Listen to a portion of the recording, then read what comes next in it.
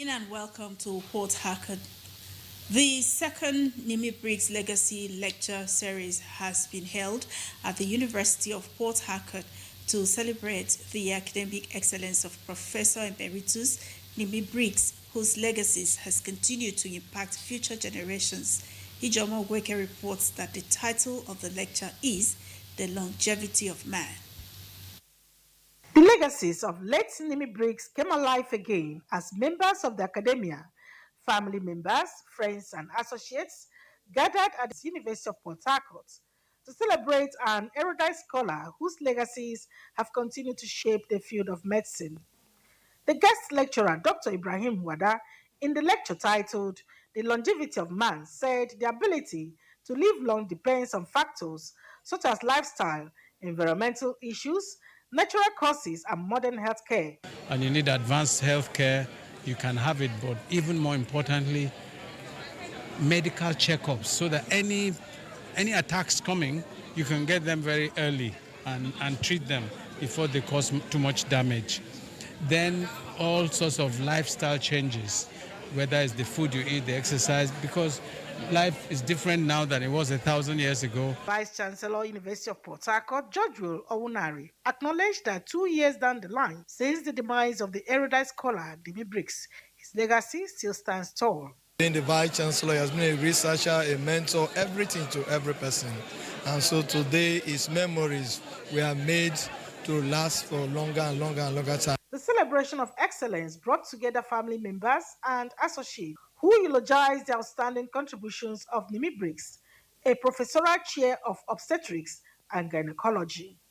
To have passed away and then years later you're still being held in such honor, in such esteem, and events are being organized to remember your contribution to the university community and humanity at large. I think it's worthy, it's an encouraging sign, and it's something worthy of emulation.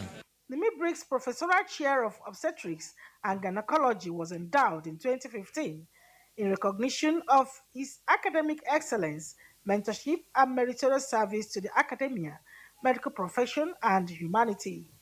In Port Harcourt, Ijomo Gweke, NTA News. The alarming surge in crime rates has been largely attributed to the unchecked proliferation of illicit firearms, particularly among underage individuals who are increasingly gaining access to these deadly weapons.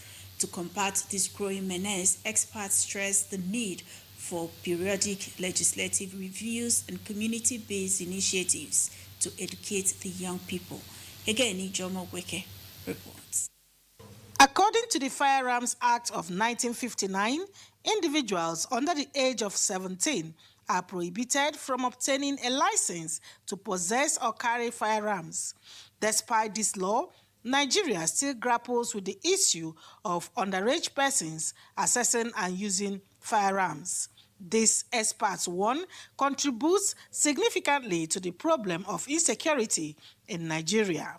Many of these firearms find their way into the hands of underage individuals, often through unauthorized means.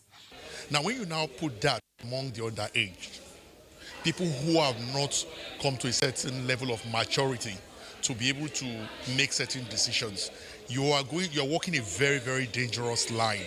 In Nigeria, there is no right to bear arms across board. Instruments, such kind of material, will definitely abuse it. And when he abuses it, the society suffers for it. Obviously, it can lead to proliferation of criminal activities. To address this menace, stakeholders advocate that it's essential to strengthen enforcement mechanisms, including improved firearm storage, periodic legislative reviews, and community engagement. Yahoo boys doing is because it started as a play, and they call it a play. So they see the gun as a weapon of play, not something that will harm anybody. Even when people are dying, the government should be serious about regulating the use of firearms. Ultimately, addressing the issue of underage firearm possession in Nigeria, experts argue require a multifaceted approach that involves government, civil society, and community stakeholders. In Port Harcourt, Ijomu Gweke, NTA News.